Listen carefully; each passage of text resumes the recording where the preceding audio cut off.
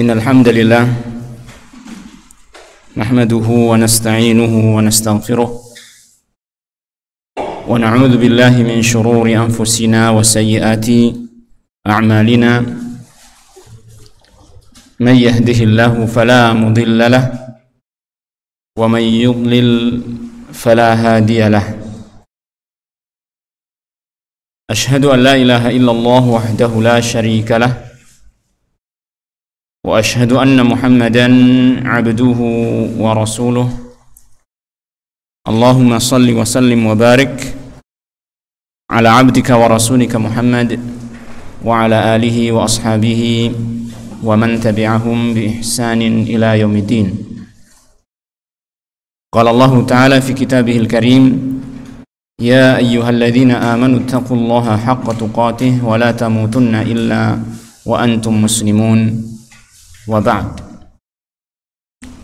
Alhamdulillah, pertama-tama kita panjatkan puji syukur kepada Allah Subhanahu wa taala atas limpahan nikmat dan karunia yang terus Allah taala berikan kepada kita semua, sehingga pada malam hari ini kita bisa kembali berkumpul di salah satu masjid Allah taala dalam rangka untuk memperdalam agama Allah Subhanahu wa taala, terutama dalam masalah akidah. Yang kita dalam majelis ini membaca kitab Aqidah Tauhid yang ditulis oleh Syekh Shalih bin Fauzan Al-Fauzan hafizahullah taala. Pada pertemuan ini insyaallah kita masuk pada pasal yang pertama dalam bab yang baru, yaitu tentang tauhid uluhiyah. Setelah sebelumnya kita telah menyelesaikan pembahasan tentang tauhid rububiyah, yaitu pengakuan seseorang akan keesaan Allah Ta'ala di dalam perbuatan-perbuatannya, seperti mencipta,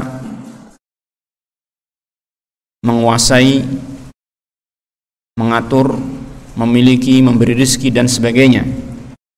Yang mana pengakuan seseorang tentang tauhid rububiyah ini ternyata dia merupakan pintu menuju perkara yang menjadi pokok dan inti dalam kehidupan manusia, yaitu tauhid uluhiyah, yang tidak lain dia adalah tujuan diciptakannya manusia. Sebagaimana yang Allah Ta'ala firmankan, wa ma khalaqtul jinna wal insa illa liya'budun.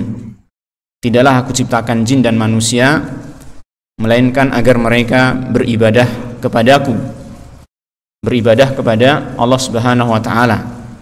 Dan telah dijelaskan oleh para ulama bahwasanya manusia ketika beribadah kepada Allah Ta'ala tidaklah dianggap sebagai ibadah kepada Allah Ta'ala kecuali jika hal itu dilaksanakan dengan keikhlasan, dengan murni ditujukan kepada Allah, tidak ditujukan kepada yang lain. Itulah hakikat dari tauhid. Sehingga para ulama menafsirkan kalimat liya'budun dengan perkataan mereka liwahidun, agar mereka mentauhidkan aku, agar mereka mengesahkan aku di dalam ibadah tersebut. Oleh karenanya, ma'asyiral muslimin rahimani wa rahimakumullah, pembahasan tentang tauhid uluhiyah merupakan perkara yang sangat penting untuk kita pelajari, mulai dari dasarnya terus berlanjut sampai kepada perincian dari tauhid uluhiyah tersebut, dan tentunya adalah perkara-perkara yang bertentangan dengan tauhid uluhiyah nantinya.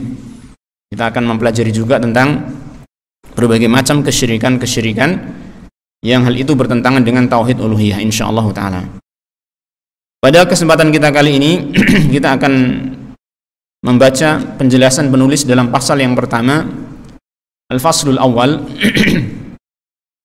fi bayani ma'na tauhidil uluhiyati wa annahu mawdu'u da'watir rusul, yaitu tentang penjelasan makna tauhid uluhiyah. Walaupun secara ringkas dan sudah kita singgung pada pertemuan-pertemuan sebelumnya tentang hal ini, ya, tentang makna tauhid uluhiyah, tetapi di sini akan ada penegasan lebih lanjut, yaitu tentang makna tauhid uluhiyah. wa annahu mawdu'u da'wati rusul, dan bahwasanya tauhid uluhiyah ini dialah yang menjadi tema dari dakwahnya para rasul. Ini menjadi pokok pembahasan dari dakwahnya para rasul. Ya benar bahwasanya para rasul alaihi wassalatu wassalam mereka mengajarkan semua kebaikan dan memperingatkan dari semua keburukan. Tetapi yang menjadi inti, yang menjadi pokok dari semua kebaikan adalah ternyata adalah tauhid uluhiyah, sebagaimana nanti akan kita ketahui dari penjelasan penulis insyaallah taala. Nah, pertama di sini beliau penulis ingin menjelaskan kepada kita tentang pengertian tauhid uluhiyah.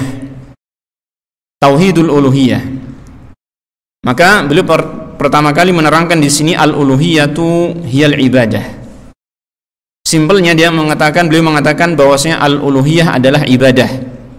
Al-uluhiyah adalah ibadah. Saya katakan ini secara simpelnya, secara sederhananya, karena sebenarnya yang namanya uluhiyah itu seperti yang telah kita jelaskan dahulu barangkali ya, bahwasanya dia adalah satu istilah yang bermakna sifat yang mengandung sifat keagungan dan kesempurnaan yang mutlak, yang menjadikan pemilik sifat tersebut berhak untuk disembah atau diibadahi. Ini makna sesungguhnya dari kalimat al-uluhiyah, yang dia diambil dari kata al-ilah, ya, yang al-ilah itu maknanya adalah al-ma'bud. Nah, sehingga al-uluhiyah adalah sifat yang dimiliki oleh zat yang dia berhak untuk disembah, dan tentunya sifat tersebut adalah sifat yang merupakan sifat kesempurnaan yang mutlak dan keagungan. Nah, akan tetapi simpelnya di sini kita memahami uluhiyah itu adalah ibadah, karena konsekuensi dari uluhiyah, sifat uluhiyah yang dimiliki oleh Allah Subhanahu wa taala, konsekuensinya adalah adanya ibadah dari makhluk. Adanya ibadah dari makhluk. Sehingga nanti dalam istilahnya tauhid uluhiyah terkadang juga disebut dengan tauhid ibadah. Nanti akan ada penjelasannya demikian. Baik. Maka di sini dikatakan ketika al-uluhiyah itu konsekuensinya adalah ibadah, atau secara simpel kita katakan saja al-uluhiyah adalah ibadah, maka tauhidul uluhiyati huwa ifradullah ta'ala bi af'alil ibad allati yaf'alunaha ala wajhi taqarrubil masyru'. Maka tauhid uluhiyah itu definisinya atau hakikatnya adalah mengesahkan Allah Ta'ala dengan perbuatan-perbuatan para hamba yang mereka melakukan perbuatan tersebut dalam rangka untuk mendekatkan diri kepada Allah dengan cara yang disyariatkan. Inilah hakikat dari tauhid uluhiyah atau definisi dari tauhid uluhiyah, yakni mengesahkan Allah Ta'ala dalam perbuatan-perbuatan manusia yang disebut dengan ibadah. Perbuatan-perbuatan manusia yang disebut dengan ibadah, yang mana ibadah itu dilakukan dalam rangka untuk mendekatkan diri kepada Allah Subhanahu wa taala. Ya. Seperti misalnya kadduai, seperti doa. Ya. Doa ini merupakan ibadah. Seperti sabda Nabi SAW yang menjelaskan ad-du'a'u huwal ibadah. Sangat tegas dalam hadis tersebut Rasulullah SAW mengatakan ad-du'a'u huwal ibadah. Kemudian beliau membawakan ayat dalam firman Allah Ta'ala dalam surat Ghafir ayat 60, wa qala rabbukum ud'uni astajib lakum innal ladzina yastakbiruna an ibadati sayadkhuluna jahannama dakhirin. Dan Tuhanmu telah berkata, telah berfirman, ud'uni astajib lakum, berdoalah kalian kepadaku, niscaya aku akan mengijabahi. Jadi di sini ada perintah dari Allah Ta'ala kepada hambanya untuk berdoa kepadanya, dan merupakan sebuah kaidah ya untuk memahami tentang masalah ibadah. Segala sesuatu yang kita dapatkan perintah dari Allah Ta'ala dalam Al-Quran, nah, segala sesuatu yang kita dapatkan hal itu diperintahkan oleh Allah Ta'ala dalam Al-Quran, maka itu menunjukkan bahwasanya Allah mencintai perkara tersebut. Dan ketika Allah mencintai perkara tersebut, maka hal itu kita kategorikan sebagai ibadah. Maka ketika Allah Ta'ala mengatakan ud'uni astajib lakum, kalimat ini menjadi dalil bahwasanya doa adalah ibadah. Terlebih lagi Allah Ta'ala mengatakan dalam ayat tersebut, Ya, innalladzina yastakbiruna an ibadati sayadkhuluna jahannama dakhirin. Sesungguhnya orang-orang yang yastakbirun, yang mereka itu enggan, yang mereka itu sombong dari beribadah kepadaku. Di sini Allah telah menyebutkan kalimat ibadah, padahal yang dimaksud adalah yang pertama tadi apa? Doa. Ya kan? Allah menyebutkan tentang doa dalam kalimat yang terakhir ini dengan lafaz ibadah. Sesungguhnya orang yang enggan untuk berdoa kepadaku, ya ini enggan untuk beribadah kepadaku, maka dia akan masuk ke dalam neraka jahanam dalam keadaan hina. Nah, maka jelas sekali di sini salah satu contoh tentang perbuatan hamba yang merupakan ibadah adalah doa, ya, adalah doa. Sehingga doa harus dimurnikan hanya untuk Allah.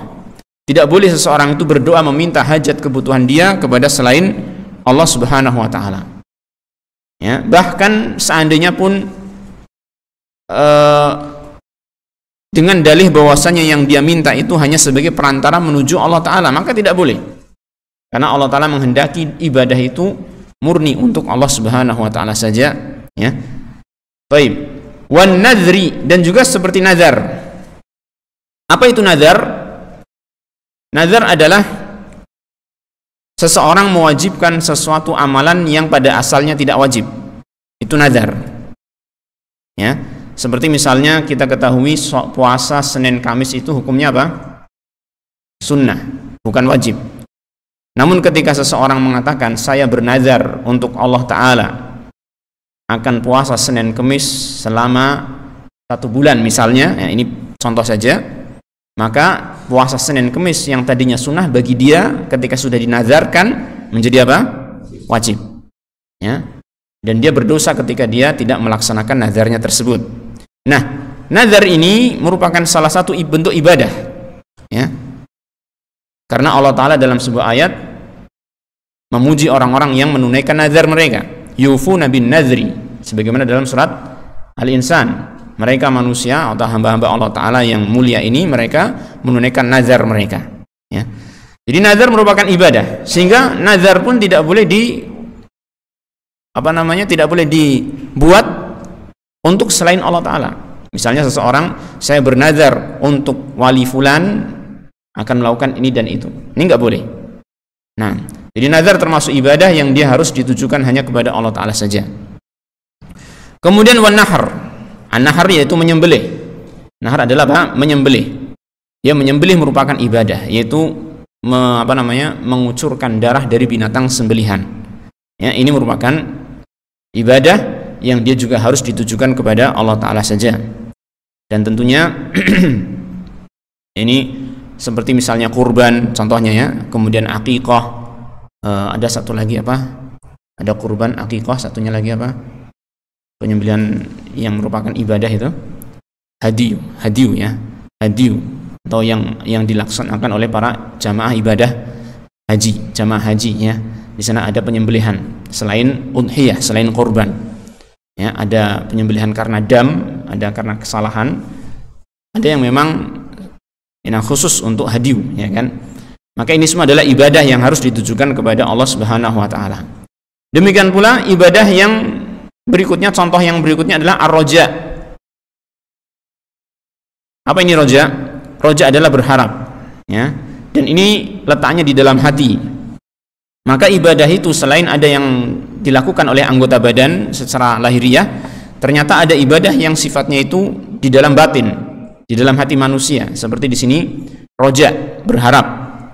Maka seorang manusia hendaknya itu harapannya dia gantungkan hanya kepada Allah Ta'ala saja. Karena yang bisa memenuhi harapan manusia tidak lain hanyalah Allah Ta'ala saja. Maka roja merupakan ibadah yang harus ditujukan kepada Allah saja. Demikian pula al-khauf, rasa takut. Ini juga termasuk salah satu bentuk ibadah, ya kan? Walaupun nanti ada perinciannya, tapi tidak sekarang kita rinci. Nanti insya Allah ketika ada pembahasan tersendiri tentang masalah khauf, mungkin kita akan memberikan perincian. Karena rasa takut itu ada beberapa macam. Nah, tapi secara umum khauf itu adalah ibadah yang harus ditujukan kepada Allah Ta'ala saja. Kemudian at-tawakkul. At-tawakkul yaitu menyandarkan hati di dalam di dalam mendatangkan maslahat atau manfaat, dan di dalam menghindari madarat, ya, menyandarkan hati kita di dalam apa? Mendatangkan suatu manfaat atau menolak suatu mudarat. Maka ini namanya tawakal.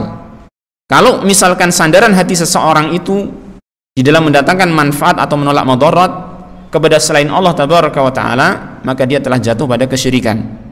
Karena tawakal merupakan apa? Ibadah. Jadi ketika seseorang misalkan ingin mendapatkan sebuah maslahat berupa kesembuhan dari penyakit, maka silakan dia melakukan sebab. Silakan dia apa? Melakukan sebab kesembuhan seperti berobat, ya, melakukan terapi dan lain sebagainya. Tetapi sandaran hati dia di dalam mendapatkan kesembuhan ini bukan pada sebab tersebut, tetapi kepada siapa? Kepada Allah Subhanahu wa taala.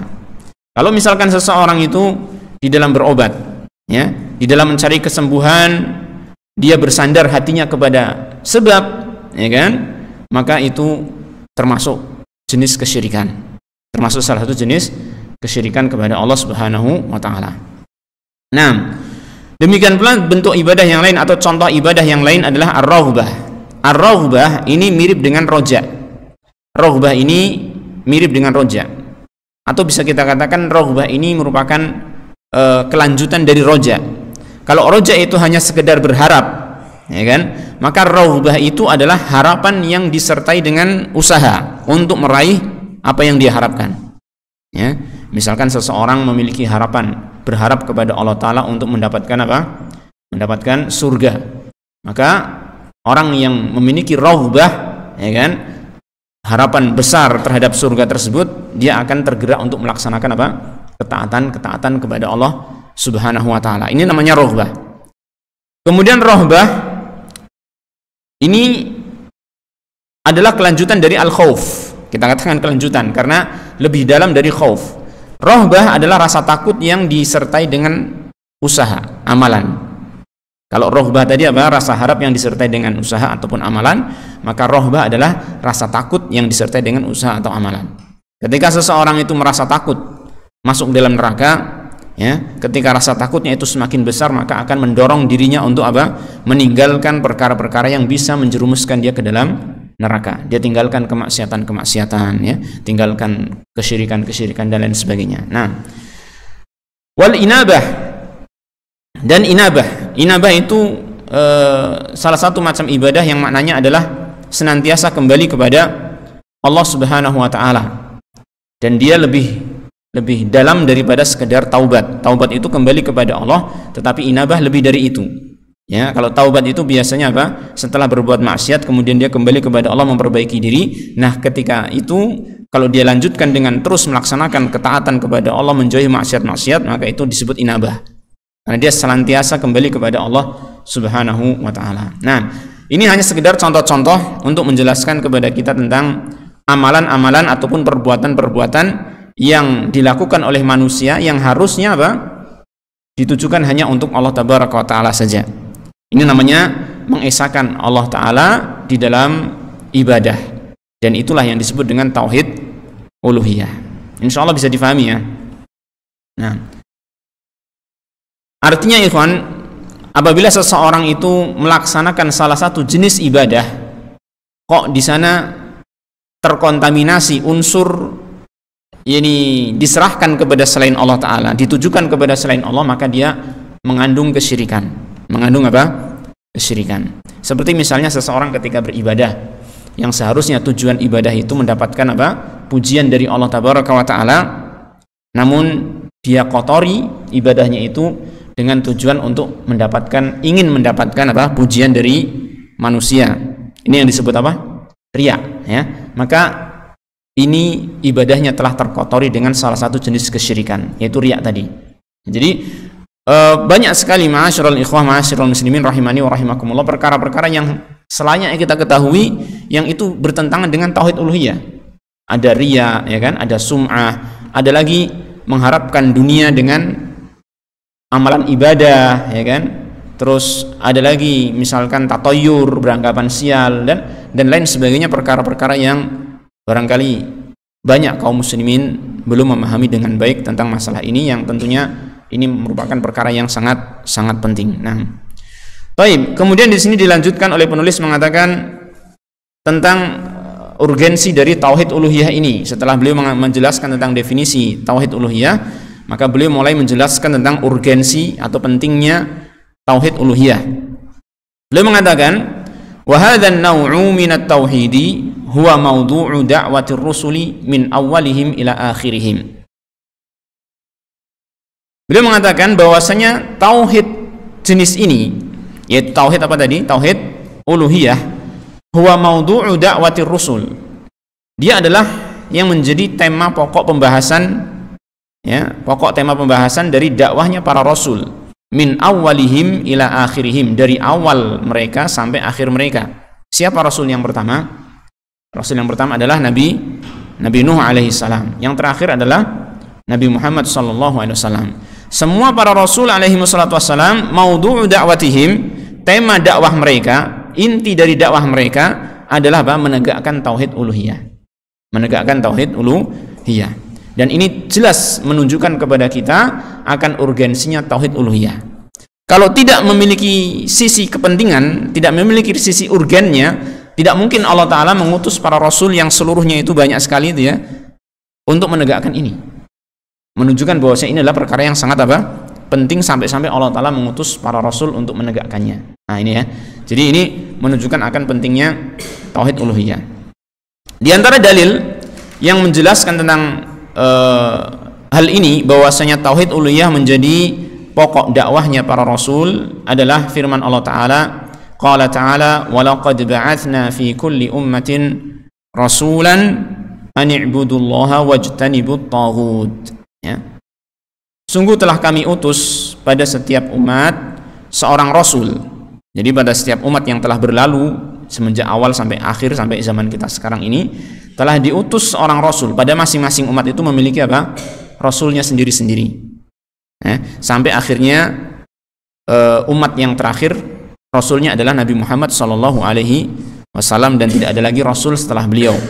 Sehingga ajaran beliau berlaku semenjak beliau diutus sampai akhir zaman, dan semuanya menjadi umat beliau sallallahu alaihi wasallam, yaitu umatud dakwah, umat yang didakwahi oleh Rasulullah sallallahu alaihi wasallam. Nah, kami telah mengutus pada setiap umat seorang rasul.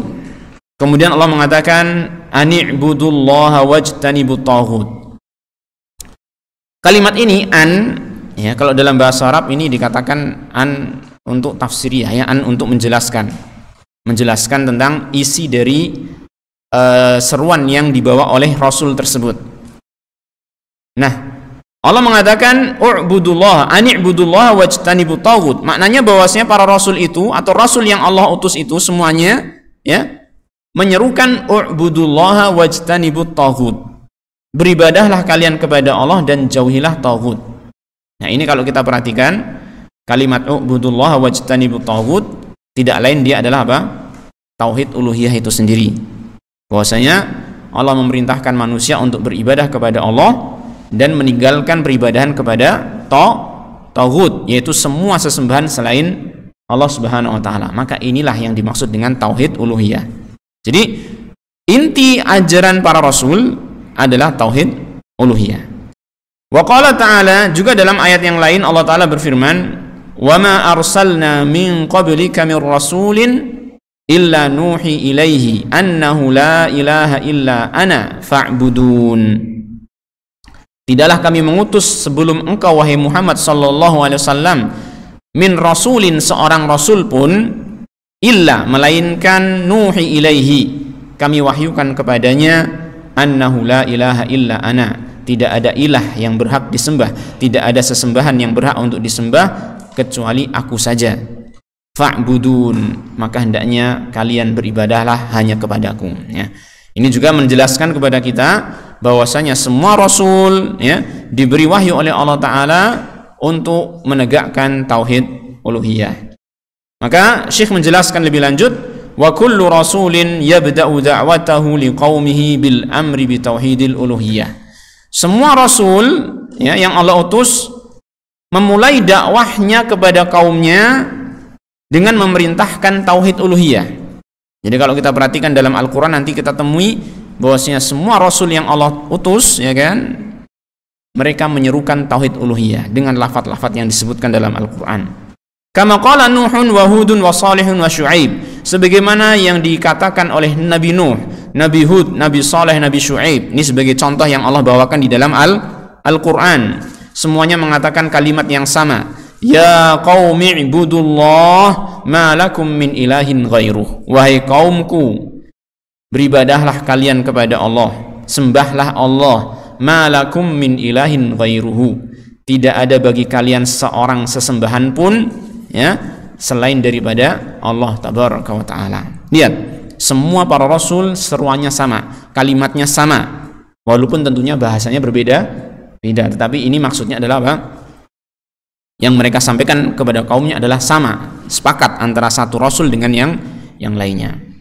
Sehingga para ulama itu mengatakan para nabi dan rasul alaihi wassalatu wassalam itu dinuhum wahid. Agama mereka itu apa? Satu. Walaupun syariatnya, maksudnya tata cara beribadahnya berbeda-beda. Ya, antara satu rasul dengan yang lain agamanya sama. Agama apa? Tauhid, mengajak manusia untuk beribadah kepada Allah. Walaupun tata cara ibadahnya, syariatnya berbeda-beda. Seperti contohnya misalkan di syariatnya Nabi Muhammad SAW terlarang antara seorang laki-laki menikahi saudara kandungnya, betul? Ya kan? Ini haram, ya kan? Seorang laki-laki menikahi saudara kandungnya. Tetapi apakah mungkin ini diterapkan di zamannya Nabi Adam misalnya? Di zamannya Nabi Adam, ketika manusia belum ada kecuali Nabi Adam dan istrinya, kemudian anak-anaknya. Kalau nggak boleh menikah di situ kan, akan apa namanya? Nggak akan ada keturunan setelah itu. Maka beda. Ini contoh saja, contoh yang sangat jelas ya, bahwasanya syariat yang Allah Ta'ala berikan kepada manusia dari satu zaman, dari satu rasul kepada rasul yang lain itu tidak mengharuskan kesamaan, tidak mengharuskan apa? Sama syariatnya. Ya, ini maksudnya tata cara beribadah kepada Allah tidak harus sama. Tetapi dalam masalah tauhid, dalam masalah pokok agamanya semuanya sama. Semuanya mengajak untuk beribadah kepada Allah Tabaraka wa Ta'ala saja. Nah, baik. Contoh yang lain disebutkan dalam Al-Quran dalam surat Al-Ankabut, yaitu Nabi Ibrahim. Allah Ta'ala mengatakan, wa Ibrahima idh qala liqaumihi u'budullaha wattaquh. Dan Ibrahim, ingatlah Ibrahim ketika dia berkata kepada kaumnya, beribadahlah kalian kepada Allah dan bertakwalah kepadanya. Nah, wa anzala ala Muhammadin sallallahu alaihi wasallam, dan Allah menurunkan kepada Nabi Muhammad sallallahu alaihi wasallam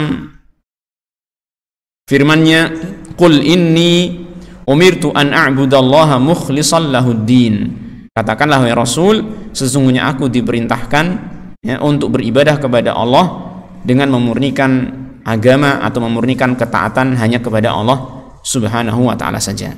Ya, intinya ma'asyiral muslimin rahimani wa rahimakumullah, antara satu rasul dengan rasul yang lainnya seluruhnya sepakat bahwasanya inti dakwah mereka adalah menegakkan tauhid uluhiyah. Nah, wa qala sallallahu alaihi wasallam, umirtu an uqatilan nasa hatta yashhadu an la ilaha illallah wa anna muhammadan rasulullah. Disampaikan di sini hadis, perkataan Rasulullah SAW yang sangat jelas juga menunjukkan kepada kita bahwasanya inti dakwah beliau tidak lain adalah apa? Tauhid uluhiyah. Ya kan? Di mana beliau SAW mengatakan, aku diperintah an uqatilan nas, untuk memerangi manusia. Sampai kapan? Apakah sampai mereka mau misalnya apa? Mau membayar zakat, membayar jizyah misalkan, upeti misalkan, ataukah sampai mereka itu bisa bersikap baik terhadap sesama manusia? Apakah sampai mereka itu meninggalkan kemaksiatan tertentu, meninggalkan zina, meninggalkan judi dan lain sebagainya? Apakah itu memang perkara-perkara yang merupakan bagian dari ajakan atau ajaran Rasulullah SAW dalam agama Islam, ya kan? Meninggalkan zina, meninggalkan judi, berbuat baik kepada sesama. Tetapi ternyata bukan itu yang menjadi pokok pembahasannya. Ya, yang menjadikan Rasulullah SAW itu terus memerangi kaumnya, ya, adalah karena mereka belum menegakkan apa? Tauhid uluhiyah. Makanya di sini Rasulullah SAW mengatakan, umirtu an uqatilan nas, aku diperintahkan untuk memerangi manusia hatta yashhadu alla ilaha illallah, sampai mereka itu mempersaksikan la ilaha illallah, tidak ada sesembahan yang hak kecuali hanya Allah Ta'ala saja. Wa anna Muhammadan Rasulullah, dan bahwasanya Muhammad adalah utusan Allah Subhanahu wa taala. Ya. Ini yang menjadi pokoknya. Ya, pokok dakwah para rasul alaihi wasallam dan juga pokok dakwahnya Rasul kita Muhammad sallallahu alaihi wasallam. Nah, jadi ini salah satu di antara hal yang menunjukkan akan pentingnya tauhid uluhiyah. Yang pertama ini ya, bahwasanya itu menjadi pokok dakwahnya para rasul. Kemudian yang kedua, di antara hal yang menunjukkan akan pentingnya tauhid uluhiyah disampaikan di sini, wa awwalu wajibin 'alal mukallafi syahadatu an la ilaha illallah wal 'amalu biha. Qala ta'ala fa'lam annahu la ilaha illallah wastaghfir li dzambika. Bahwasanya kewajiban pertama atas mukallaf itu adalah manusia yang sudah baligh dan dia memiliki akal, pikiran, bukan orang yang gila. Ini istilah mukallaf. Ya, mukallaf itu istilah untuk menunjukkan manusia yang apa? Berakal, yang punya akal. Itu bukan orang gila maksudnya, yang akalnya sehat, ya kan? Dan dia apa tadi? Sudah mencapai usia baligh. Ini namanya mukallaf. Nah, manusia yang belum mukallaf, maka dia belum tercatat dosa-dosanya. Ya. Sebagaimana disebutkan dalam hadis bahwasanya mereka itu rufi'al aqlam, diangkat pena dari mereka. Walaupun kalau mereka itu melaksanakan kebaikan-kebaikan, ketaatan-ketaatan yang sesuai dengan tuntunan syariat Rasulullah SAW, maka Allah Ta'ala memberikan karunia-Nya, ketaatan tersebut dicatat dan berpahala. Jadi ini Masya Allah ya, jadi keistimewaan syariat Allah Ta'ala. Ketika seseorang itu belum balik, dosa belum tercatat, tapi amal kebaikan kalau dia itu sah, maka tercatat sebagai pahala, ya kan? Luar biasa. Ini kemurahan Allah Tabaraka Ta'ala. Nah, ketika seorang mukallaf atau seseorang itu sudah mencapai status mukallaf, sudah balik, sudah berakal, maka ada kewajiban yang paling pertama. Apa itu? Yaitu bersyahadat la ilaha illallah. Bersyahadat la ilaha illallah. Ya. Tentunya bagi anak-anak kaum muslimin, ya, karena dia sudah menjadi kaum muslimin, ya kan, tidak ada kewajiban ketika balik untuk bersyahadat. Tapi ini hanya sekedar penjelasan bahwasanya kewajiban yang paling asasi, yang paling utama adalah menegakkan la ilaha illallah.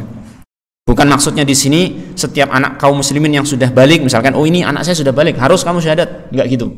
Karena anak-anak kaum muslimin selama dia itu merupakan anak kaum muslimin dan tetap terjaga dari awal sampai baliknya itu diajari untuk melaksanakan amalan-amalan ibadah kaum muslimin, maka dia otomatis sebagai seorang muslim tidak harus memperbarui syahadatnya ketika balik, ya, tidak harus memperbarui syahadat ketika balik. Tetapi ini hanya menerangkan bahwasanya ketika seorang manusia itu mencapai status mukallaf, ya, sudah balik akil, ya kan, maka dia dosa-dosa itu tercatat bagi dia. Maka yang pertama kali harus dia wujudkan dalam dirinya adalah apa? Syahadat la ilaha illallah. Dan alhamdulillah kalau anak kaum muslimin yang mereka hidup di ajaran agama Islam, maka insya Allah mereka sudah memenuhi hal tersebut. Nah, jadi kewajiban pertama bagi mukallaf adalah syahadat la ilaha illallah wal amalu biha, dan mengamalkannya.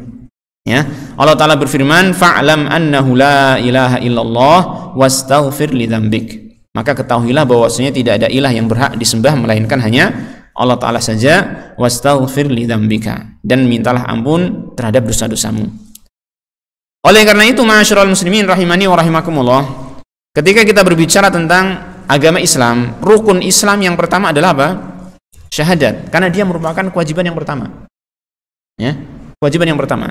Sehingga poin yang berikutnya, ya, yang menunjukkan akan urgensinya syahadat la ilaha illallah ini disampaikan oleh Syekh, wa awwalu ma yu'maru bihi man yuridu ad-dukhula fil Islam an-nutqu bisyahadatain.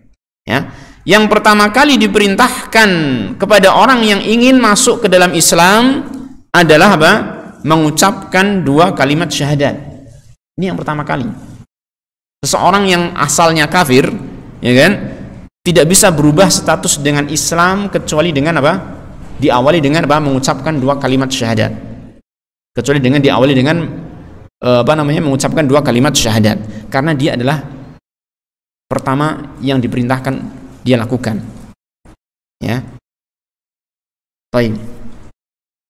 Fa tabayyana min hadza, maka menjadi jelas dari hal ini anna tauhidal uluhiyyati huwa maqsudu da'wati rusul. Menjadi jelas bahwasanya tauhid uluhiyah adalah maksud. Maksud itu adalah inti ya, inti ataupun tujuan yang menjadi tujuan dari dakwahnya para rasul alaihi salatu wassalam. Wa summiya bidzalika li'anna al-uluhiyyata wasfullahi ta'ala ad-dallu alaihi ismuhu ta'ala Allah. Dan tauhid uluhiyah disebut dengan demikian, disebut tauhid uluhiyah, karena uluhiyah itu adalah wasfullahi. Kalimat uluhiyah itu hakikatnya adalah sifat Allah Ta'ala, ad-dalu alaihi ismuhu ta'ala Allah, yang ditunjukkan oleh nama Allah Ta'ala Allah. Jadi kalau kita menyebut nama Allah Allah, nama ini ya, lafzul jalalah Allah, dia mengandung makna apa? Dzul uluhiyah. Fallahu dzul uluhiyah. Jadi kalimat Allah itu mengandung makna dzul uluhiyah, yang memiliki sifat uluhiyah. Yang memiliki sifat uluhiyah. Baik, ikhwan. Bahwasanya kita harus mengetahui Allah Ta'ala itu memiliki nama-nama yang disebut dengan apa? Asmaul Husna. Dan semua nama-nama Allah disebut Asmaul Husna. Kenapa? Karena setiap nama itu mengandung makna-makna yang sangat bagus, ya kan? Mencapai puncak keindahan makna yang itu merupakan sifat dari Allah Ta'ala. Ini harus kita fahami. Jadi semua nama demikian. Seperti misalnya Ar-Rahman, Ar-Rahim. Ya, kalau kita terjemahkan mudahnya pengasih dan penyayang gitu ya. Walaupun sebenarnya kalau kita detailkan lagi, rinci tentang maknanya sangat dalam sekali. Contoh yang lain, As-Sami', Allah Maha mendengar, pendengarannya sempurna gitu lah. Demikian pula lafzul jalalah Allah, nama Allah Allah. Tidak mungkin dia tanpa makna. Dia pasti punya makna. Barangkali selama ini kita nggak tahu makna dari lafaz Allah, ya kan? Maka di sini diterangkan oleh Syekh bahwasanya lafaz Allah, ya kan, yang itu merupakan nama Allah Ta'ala, nama yang paling utama, ya kan, yang menjadi nama yang menjadi apa istilahnya sih, yang diikuti oleh nama-nama yang lain gitu kan, nama yang paling utama, dia maknanya ternyata apa? Dzul uluhiyah. Maknanya adalah dzul uluhiyah, yang memiliki sifat uluhiyah. Lah apa itu sifat uluhiyah? Tadi sudah kita terangkan. Sifat uluhiyah adalah apa? Sifat kesempurnaan yang mutlak dan keagungan yang maha sempurna, ya kan? Yang menyebabkan pemilik sifat tersebut berhak untuk disembah. Namanya sifat uluhiyah. Jadi sifat yang mencakup kesempurnaan yang mutlak dan keagungan yang luar biasa. Namanya sifat uluhiyah. Yang pemilik sifat tersebut berhak untuk disembah. Nah, sehingga Allah Subhanahu wa Ta'ala dengan hakikatnya sebagai pemilik sifat uluhiyah, maka dia adalah al-ma'bud. Dia adalah apa? Al-ma'bud yang berhak untuk diibadahi. Sehingga kalau kita mau simpel dari memahami makna lafaz Allah, maka artinya adalah apa? Al-ma'bud. Simpelnya gitu. Allah adalah zat yang berhak untuk disembah. Itu simpelnya demikian, ya. Sebagaimana al-ilah maknanya al-ma'bud. Al-ilah maknanya al-ma'bud. Nah, ma'asyiral muslimin rahimani wa rahimakumullah. Kemudian di sini setelah Syekh menjelaskan kepada kita tentang penamaan tauhid uluhiyah dengan lafaz tauhid uluhiyah, ternyata tauhid uluhiyah ini juga dinamakan dengan apa? Tauhid ibadah. Maka beliau mengatakan wa yuqalu lahu tauhidul ibadah. Tauhid uluhiyah ini disebut juga dengan tauhid ibadah. Jadi ini hanya keanekaragaman istilah saja, yang hakikatnya adalah sama. Tauhid uluhiyah dengan tauhid ibadah adalah sama. Ini hanya perbedaan sisi pandang sehingga memunculkan istilah yang berbeda. Tapi hakikatnya adalah sama. Maka dikatakan tauhid uluhiyah tersebut disebut dengan tauhid ibadah bi'tibari annal ubudiyyata wasful abdi, yaitu dengan tinjauan bahwasanya al-ubudiyah, penghambaan, peribadahan itu adalah sifat dari hamba. Hamba itu menghamba dan beribadah kepada Allah saja, ya, sehingga disebut tauhid ibadah. Haitsu innahu yajibu alaihi ay ya'budallaha mukhlishan fi dzalika, di mana wajib bagi hamba itu untuk beribadah dan menghambakan diri kepada Allah Ta'ala dengan memurnikan atau dengan mengikhlaskan ibadahnya dalam hal tersebut. Lihajatihi ila rabbihi wa faqrihi ilaihi, karena memang manusia itu, hamba itu butuh kepada Tuhannya, dan karena manusia itu memang fakir, sangat membutuhkan, sangat terdesak kebutuhannya itu kepada Allah Subhanahu wa Ta'ala. Jadi sebenarnya ibadah kita kepada Allah Ta'ala itu bukan karena untuk memberi manfaat kepada Allah, bukan karena untuk memberi manfaat kepada Allah. Allah memerintahkan kita untuk ibadah, bukan karena Allah menghendaki manfaat dari ibadah kita kepadanya, bukan. Tetapi Allah memerintahkan kita ibadah kepadanya, dan ini merupakan rahmat Allah Ta'ala, karena Allah mengetahui kebutuhan kita ini adalah beribadah kepada Allah. Jadi ibadah kita kepada Allah itu karena kebutuhan kita kepadanya, bukan karena apa? Allah membutuhkan manfaat dari ibadah kita. Sama sekali Allah Ta'ala tidak membutuhkan manfaat dari ibadah kita. Makanya kalau kita renungkan firman Allah Ta'ala, wa ma khalaqtul jinna wal insa illa liya'budun, ya, kalau kita lihat dalam mushaf Al-Quran, ya, dalam surat Az-Zariyat, itu ada lanjutannya kan, dalam ayat-ayat selanjutnya, wa ma khalaqtul jinna wal insa illa liya'budun ma uridu minhum min rizqin wa ma uridu ay yut'imun innallaha huwar razzaqu dzul quwwatil matin. Setelah Allah menyatakan bahwasanya Allah mencipta jin dan manusia tidak lain adalah agar mereka menyembah Allah Ta'ala, maka Allah menyebutkan bahwasanya Allah tidak membutuhkan apapun dari hamba. Ma uridu minkum min rizqin, aku tidak menghendaki rezeki dari kalian, wa ma uridu ay yut'imun,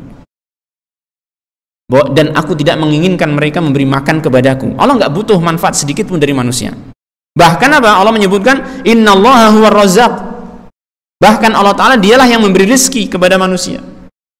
Dzul quwwatil matin, dan Allah Ta'ala memiliki kekuatan yang luar biasa. Artinya Allah Ta'ala itu zat yang maha sempurna, yang tidak membutuhkan yang lain, ya kan? Sampai pun pada peribadahan manusia Allah tidak butuh. Hanya saja Allah Ta'ala memerintahkan manusia untuk ibadah untuk kemanfaatan siapa? Kemanfaatan hamba itu sendiri. Dan nanti akan diterangkan oleh Syekhul Islam Ibnu Taimiyah, ya, pada paragraf selanjutnya tentang seberapa besar kebutuhan kita kepada ibadah, ya, seberapa besar kebutuhan kita kepada ibadah, sehingga dari situ kita akan memahami bahwasanya betul-betul ibadah kita ini memang kita yang butuh, ya. Kalau demikian maka insya Allah kita tidak akan meninggalkan ibadah kepada Allah Ta'ala. Karena kalau misalkan seseorang tidak merasa butuh, dia akan mudah meninggalkan ibadah, ya kan? Tapi ketika dia merasa butuh terhadap ibadah, maka dia akan terus berusaha untuk melaksanakan ibadah kepada Allah Subhanahu wa Ta'ala. Baik, ma'asyiral muslimin rahimani wa rahimakumullah. Insyaallah kita lanjut ini, ya, tentang masalah kebutuhan manusia terhadap ibadah akan kita bahas atau kita baca pada pertemuan yang akan datang biidznillah taala. Kita akhiri wa sallallahu wasallam ala nabiyyina Muhammadin wa ala alihi wa sahbihi ajma'in walhamdulillahi rabbil alamin.